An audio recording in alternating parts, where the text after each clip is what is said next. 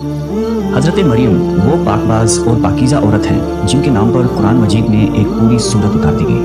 और कुरान पाक आपकी पैदाइश, परवरिश, किफ़ालत और आपके यहाँ हज़रत ईसा की पैदाइश के वाक़यात को खोल खोल कर बयान करता है, ताकि लोग अल्लाह तबारक व तआला की महबूब बंदी के बारे में कोई शक व शुबा न रखें।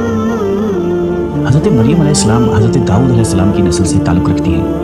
आपके वालिद मोहतरम उस दौर में बनी इसराइल के इमाम नमाज थे और आपकी वालिदा मोहतरमा भी आबिदा और जाहिदा खातून थी। उस दौर में अल्लाह ताला ने बनी इसराइल पर हज़रत ज़करिया अलैहिस्सलाम को मबऊस फरमाया था। जब हज़रत मरियम अलैहिस्सलाम के वालिदा के यहाँ औलाद नहीं थी तो उन्होंने अल्लाह के नाम पर ये नज़र मानी कि अगर उनके यहाँ औलाद हुई तो वो उसे बैतुल मुक़द्दस की खिदमत के लिए वक़्फ़ कर देंगी। उस वक्त के रिवाज के मुताबिक जो लड़का अल्लाह ताला के नज़र कर दिया जाता वो ना तो शादी करता था और ना ही दुनियावी मशागिल में दिलचस्पी लेता था, सिर्फ इबादतगाह की खिदमत करता और ख़ुद इबादत में मशगूल रहता था। हज़रत बीबी मरियम की वालिदा ने भी बेटे के अता करने की दुआ उसलिए की थी कि रिवाज के मुताबिक इबादतगाह की खिदमत के लिए तो सिर्फ लड़कों को कबूल किया जाता था, लड़कियों के लिए ये इजाज़त नहीं थी। चुनांचे बेटे की जगह जब बेटी पैदा हुई तो माँ को ये फिक्र हो गई कि उसकी नज़र कबूल नहीं होगी, क्योंकि दस्तूर के मुताबिक लड़की नज़र करने की ममानत थी। उसी कश्मकश में अल्लाह ताला से ये दुआ की कि ए रब, मैंने तो लड़के की दरख्वास्त की थी, लेकिन जो अल्लाह ताला की ज़ात बाबरकत का इल्म है वहाँ तक इंसानी सोच कैसे पहुँच सकती है। अल्लाह ताला ने जिस लड़की को पैदा फरमाया था उससे दरअसल मुक़द्दस माँ बनाना मकसूद था, जिसमें से एक अजीम शान मुबारक व मसूद बेटे ने पैदा होना था जो पैदाइशी नबी था।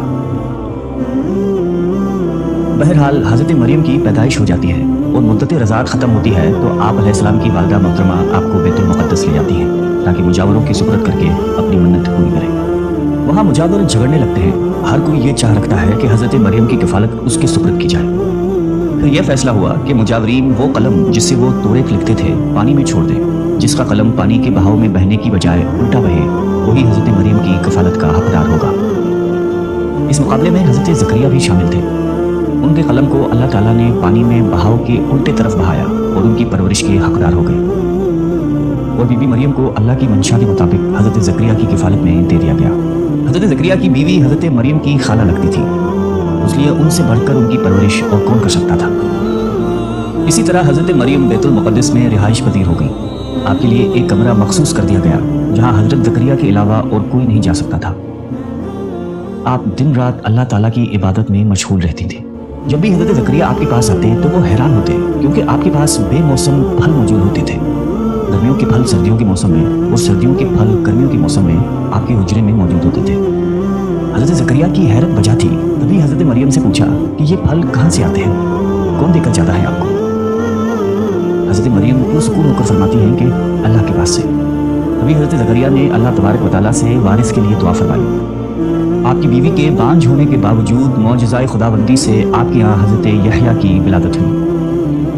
हज़रत मरियम की अज़मत और फजीलत को रब्बे करीम ने बार बार कुरान मजीद में फरमाया है और अपनी मोमिना बंदी की पाकीज़गी और पाक दामनी का ऐलान किया है। हज़रत बीबी मरियम की उम्र जब तकरीबन 15 साल हुई तो एक फ़रिश्ता खूबसूरत नौजवान मर्द की शक्ल में नमूदार हुआ, जिसे अलहदगी में देखकर हज़रत मरियम खौफज़दा हुई और वो अपनी असमत की हिफाजत के लिए फ़िक्रमंद हो गई। वो कि फरिश्ते के चेहरे पर तकवा के आसार नुमाया थे, ताहम बीबी ने अपनी असमत की हिफाजत के लिए खुद को अल्लाह की पनाह में दे दिया। ये एक इफ़्फ़त और पाकबाजी का एक तरह का इम्तिहान था जो अल्लाह के ख़ास बंदों पर अक्सर होता है। आपने उस शख्स से कहा कि वो वहाँ से चला जाए। उनकी परेशानी देखकर नौजवान ने कहा कि घबराने की ज़रूरत नहीं, मैं इंसान नहीं हूँ, अल्लाह ताला की तरफ से भेजा हुआ एक फ़रिश्ता हूँ। आने की वजह बताते हुए फ़रिश्ते ने कहा कि आपको एक पाकीज़ा और मुबारक व मसूद बच्चे की विलादत की खुशखबरी देने आया हूँ। हज़रत मरियम को इंतहाई ताज्जुब हुआ। वो बोली कि ये कैसे मुमकिन है, क्योंकि वो शादीशुदा नहीं थी। फरिश्ते ने कहा कि उससे पहले अल्लाह ताला हज़रत आदम अलैहिस्सलाम को माँ और बाप दोनों के बगैर पैदा फरमा चुका है और हज़रत हवा अलैहिस्सलाम को सिर्फ मर्द के वजूद से पैदा फरमाया गया। हज़रत मरियम जब हामिला हुई तो एक दूर जगह चली गई। इस बारे में एक किस्सा कई बुजुर्गों ने जिक्र किया है कि जब आपका हमल जाहिर हुआ तो सबसे पहले बनी इसराइल के आबिद और जाहिद शख्स वहाब बिन मुनब्बा, जो आपके खालादार भाई थे, इंतहाई ताज्जुब में पूछा कि ए मरियम, क्या बीज के बगैर खेती उग सकती है? फरमाया जी हाँ। बताओ किसने पहली मर्तबा खेती को पैदा किया? फिर पूछा कि क्या बगैर मर्द की औलाद हो सकती है? फरमाया कि जी हाँ, अल्लाह ताला ने हज़रत आदम को बगैर माँ बाप के पैदा फरमाया। फिर कहा कि अच्छा अपनी खबर दो। हज़रत मरियम ने फरमाया कि अल्लाह ताला ने मुझे खुशखबरी दी है अपनी तरफ से एक निशानी, जिसका नाम मसीह ईसा बिन मरियम होगा, दुनिया और आखिरत में साहिब मर्तबा होगा और लोगों से बचपन और बुढ़ापे में कलाम करेगा। محمد بن اسحاق فرماتے ہیں کہ جب حضرت مریم کے حاملہ ہونے کی خبر بنی اسرائیل میں عام ہو گئی تو بہت سے افراد نے حضرت زکریا کے گھر آنا جانا بند کر دیا اور آپ پر الزامات اور بہتان لگانے لگے۔ حضرت مریم نے لوگوں سے علیحدگی اختیار کر لی اور دور تنہائی میں چلی گئی۔ جب حمل کا درد شروع ہوا تو آپ نے ایک درخت کا سہارا لیا اور ان کے نیچے بیٹھ گئی۔ درد سے بے چین اور بدنامی کا خیال، آخر گھبرا کر کہنے لگی کہ کاش میں پہلے ہی مر گئی ہوتی اور بھولی بسری ہو گئی ہوتی۔ بے سر و سامانی کے اس مشکل وقت میں اللہ تعالیٰ نے حضرت مریم کے قدموں کے قریب ایک نہر جاری کر دی اور ندا آئی کہ پانی پیو اور کھجور کھاؤ تاکہ جسم کو قوت پہنچے اور پھر اپنی اولاد کو دیکھ کر آنکھوں کو ٹھنڈک پہنچاؤ۔ اسلام آنے سے پہلے بولنے کا روزہ رکھنا عبادت میں داخل ہوتا تھا، یعنی صبح سے رات تک کسی سے بات نہ کرتے۔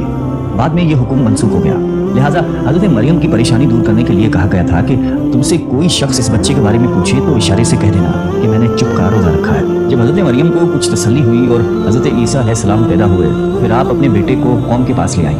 قوم کے لوگ آپ کے گود میں بچہ دیکھ کر غضبناک ہو گئے اور آپ کی عبادت گزار اور پاکیزہ خاندان کا حوالہ دیتے ہوئے آپ سے بدگمان ہوئے اور الزام لگانا شروع کر دیا۔ جب حالات بہت تنگ ہو گئے اور سوچ سمجھ کے دروازے بھی بند ہو گئے، صرف توکل کا مدار اللہ کی ذات ہی رہ گئی۔ اب حضرت مریم نے بچے کی طرف اشارہ کرتے ہوئے کہا کہ اس بچے سے بات کر لو، تمہارے سارے سوال کے جواب یہ بچہ دے گا۔ سرکش لوگوں نے کہا کہ بھلا یہ دودھ پیتا بچہ ہمارے سوالوں کے جواب کیسے دے گا، ہم کیوں کریں اس سے گفتگو۔ قوم کا یہ کلام سن کر حضرت عیسیٰ نے تقریر شروع کر دی، جس کا ذکر اللہ تعالیٰ نے قرآن مجید میں یوں فرمایا ہے۔ اور جب بچے نے فرمایا میں ہوں اللہ کا بندہ، اس نے مجھے کتاب دی اور مجھے نبی کیا، اس نے مجھے مبارک کیا، میں کہیں ہوں، مجھے نماز و تقویٰ کی تاکید فرمائی، جب تک میں جیوں اپنی ماں سے اچھا سلوک کرنے والا اور مجھے زبردست بدبخت نہیں بنایا، اور سلامتی ہے مجھ پر جس دن میں پیدا ہوا اور جس دن میں مروں اور جس دن زندہ اٹھایا جاؤں گا۔ حضرت عیسیٰ علیہ السلام کی زندگی کے متعلق اسرائیلی روایات میں بے شمار واقعات موجود ہیں۔ ان میں سے ایک انجیل میں ہے جو حضرت وہب بن منبع سے مقتول ہے۔ حضرت عیسیٰ کی ولادت کے شب فارس کے بادشاہ نے آسمان پر ایک نیک ستارہ روشن دیکھا۔ نجومیوں سے دریافت کیا تو بتایا گیا کہ اس ستارے کا طلوع کسی عظیم شان ہستی کی پیدائش کی خبر دیتا ہے جو ملک شام میں پیدا ہوئی ہے۔ بادشاہ نے خوشبوؤں کے عمدہ تحفے دے کر ایک وفد کو ملک شام روانہ کیا۔ ملک شام پہنچ کر وفد نے یہودیوں کے بادشاہ سے تمام حالات دریافت کرنا چاہے۔ وفد کے زبانی واقعہ سن کر بادشاہ گھبرایا اور پھر وفد کو اجازت دے دی کہ وہ بچے کے متعلق معلومات حاصل کر لیں۔ بارشیوں کے اس وفد نے بیت المقدس پہنچ کر حضرت عیسیٰ کو دیکھا، وہ سجدہ تعظیم کیا اور چند روز وہاں قیام کیا۔ اسی دوران اس وفد کے بعض آدمیوں نے خواب میں اپنے بادشاہ کو اس بچے کا دشمن دیکھا اور لوگوں نے حضرت مریم کو اپنا خواب سنایا اور مشورہ دیا کہ اس بچے کو کسی محفوظ جگہ لے جائیں۔ اس کے بعد حضرت مریم حضرت عیسیٰ کو لے کر مصر چلی گئی۔ جب حضرت عیسیٰ کی عمر مبارک 13 سال ہوئی تو بیت المقدس واپس آ گئی۔ بخاری شریف میں حضرت عبادہ بن صامت رضی اللہ تعالیٰ عنہ سے مروی ہے کہ رسول اللہ صلی اللہ علیہ وسلم نے فرمایا کہ جس نے گواہی دی کہ اللہ کے سوا کوئی معبود نہیں، وہ اکیلا ہے، اس کا کوئی شریک نہیں، اور محمد صلی اللہ علیہ وسلم اللہ کے بندے اور اس کے رسول ہیں، اور عیسیٰ اللہ کے بندے اور رسول ہیں جن کو اللہ نے مریم کی گود میں ڈالا اور اس کی روح ہے، اور جنت حق اور جہنم حق ہے، تو اللہ تعالیٰ اس کو جنت میں ضرور داخل فرمائیں گے چاہے وہ جیسے بھی عمل لے کر آئے۔ اللہ تعالیٰ ہم سب کو قلب سلیم عطا فرمائے اور قرآن اور حدیث پہ چلنے کی توفیق عطا فرمائے، آمین۔